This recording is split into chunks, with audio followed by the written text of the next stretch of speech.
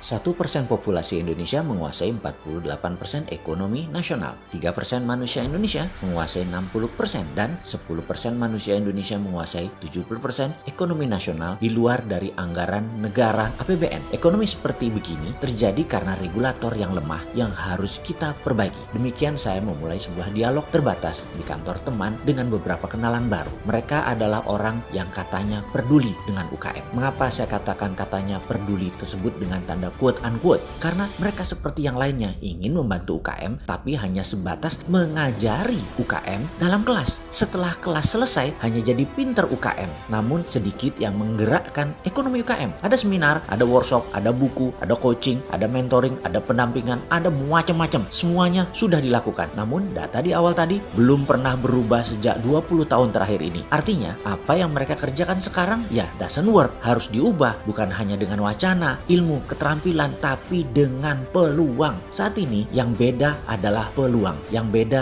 yang tidak adil adalah kesempatan. Coba deh, apa syarat pinjaman bank? Ada jaminan. Apakah semua pengusaha punya jaminan? Apakah UKM punya jaminan? Pertanyaan berikutnya, apakah syarat IPO di bursa saham? Omsetnya harus di atas 50 miliar setahun atau kapitalisasinya harus besar. UKM bisakah melantai di bursa IDX? Pakai fintech?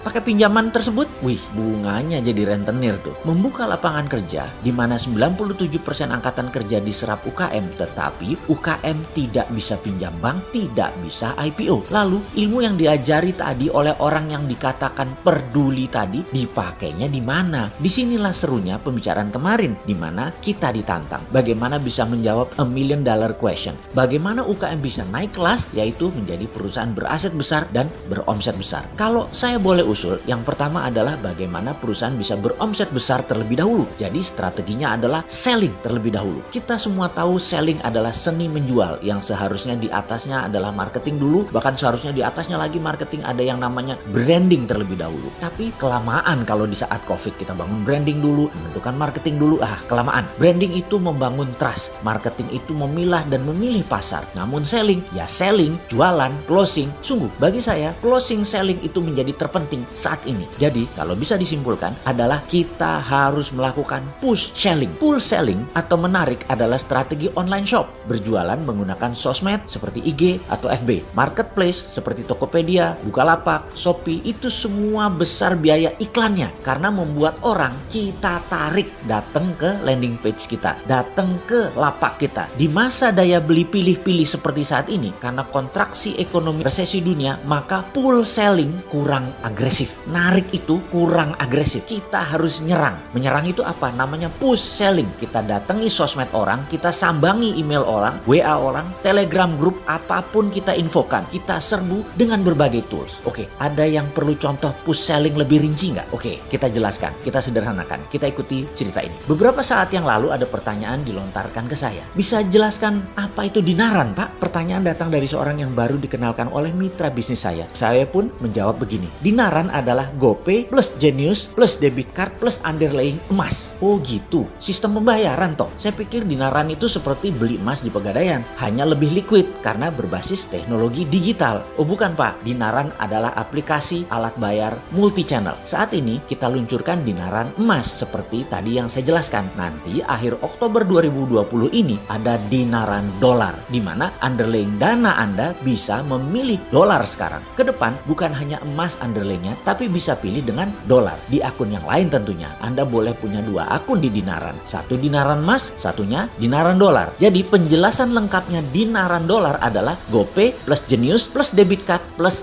underlying dolar. Sederhana membayangkannya. Seperti personal portable money changers, aplikasi dinaran tersebut. Demikian saya menjelaskan sesimpel mungkin. Karena baru kenalan gak enak kalau jualan terus. Tapi saya tidak kuasa menahan untuk tidak meneruskan jualan. Namanya juga peluang di depan mata. Jadi saya teruskan. Fitur-fitur dinaran masih terus disempurnakan. Usia dinaran baru 4 bulan saat ini. Muasalnya mengurus semua izin dan teknologi mundur ke 1 tahun yang lalu. Sudah cukup panjang perjalanan dinaran sesungguhnya. Dinaran adalah cerita panjang dari analisa mendalam memprediksi ke depan tentang tumbuhnya kebutuhan bertransaksi dengan berbasis personal sovereign wealth fund. yaitu uang pribadi masing-masing setiap individu punya underlayingnya. Di sisi lain, aplikasinya harus memiliki semua sarana untuk uang keluar dan uang masuk. Wallet, e-money, debit, dan berbagai multi-channel harus bisa menjadi sarana bayar atau sarana transaksi. Dinaran saat ini belum berani klaim diri sebagai the first digital banking 5.0,